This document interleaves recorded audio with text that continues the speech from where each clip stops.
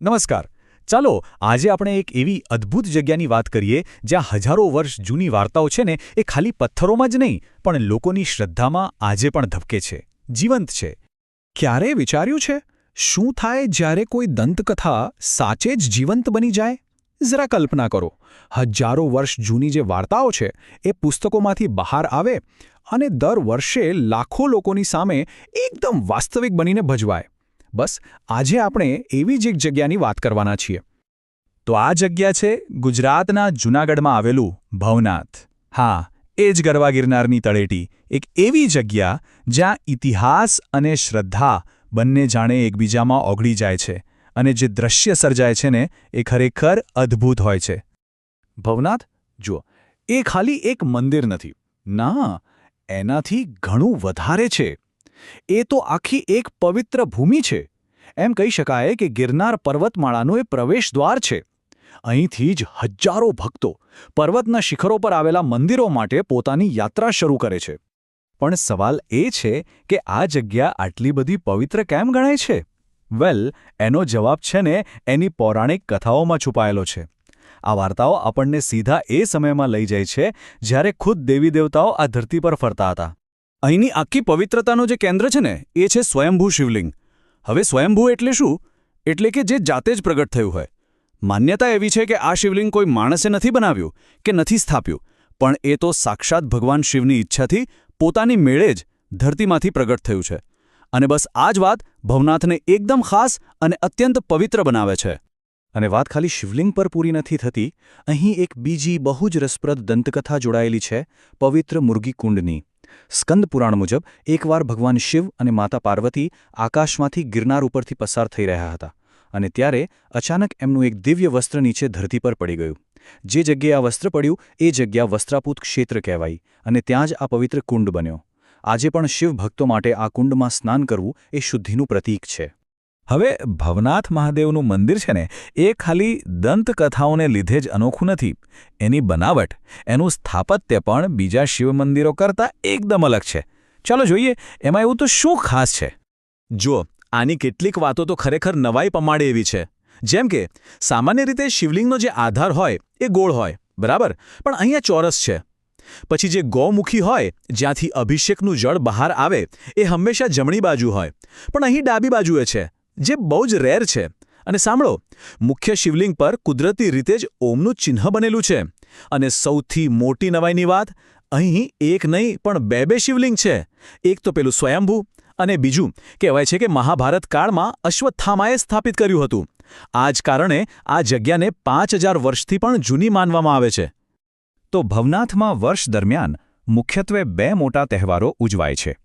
એક છે ગિરનારની લીલી પરિક્રમા, જે ભગવાન દત્તાત્રેય માટે થાય છે, અને બીજો જે સૌથી મોટો અને ભવ્ય છે એ છે મહાશિવરાત્રિનો મેળો, ભગવાન શિવને સમર્પિત. અને હવે આપણે એના વિશે જ ઊંડાણમાં વાત કરીશું. મહાશિવરાત્રિનો મેળો આ તો ભવનાથની ઓળખ છે, એની શાન છે. આ એ સમય છે જ્યારે આખી શાન તળેટી લાખો લોકોના અવાજથી, સંગીતથી અને એક અનોખી આધ્યાત્મિક ઊર્જાથી રીતસરની ગુંજી ઉઠે છે. અરે હા, આ કોઈ એકાદ દિવસનો મેળો નથી હો. આ તો પૂરા 5 દિવસ ચાલતો એક ભવ્યાતિ ભવ્ય ઉત્સવ છે. અને એની ચરમસીમા ક્યારે આવે? મહાશિવરાત્રિની રાત્રે.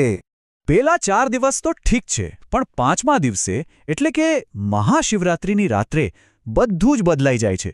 જેવું નાગા સાધુઓનું આગમન થાય, આખા વાતાવરણમાં જાણે વીજળી દોડી જાય, એક અલગ જ ઊર્જા ફેલાઈ જાય છે. અને પછી આવે છે એ ક્ષણ, મધ્યરાત્રિનું પવિત્ર સ્નાન અને એના પછીની ભવ્ય મહાપૂજા. તો આ નાગા સાધુઓ છે કોણ? એમ કહી શકાય કે આ મેળાનું હૃદય, એનું મુખ્ય આકર્ષણ જ આ નાગા સાધુઓ છે. આ એવા રહસ્યમય સંન્યાસીઓ છે જેમણે દુનિયાની બધી જ મોહમાયા છોડી દીધી છે. લોકો એવું માને છે કે તેઓ આખું વર્ષ હિમાલયની કોઈ ગુફામાં તપ કરતા હોય છે અને ફક્ત આ મહાશિવરાત્રિની રાત્રે જ દુનિયા સામે આવે છે. એટલે જ એમના આગમનની રાહ બધા સૌથી વધારે જોતા હોય છે. પણ આટલી બધી ભીડ, આટલો ઉત્સાહ, આટલી શ્રદ્ધા શા માટે?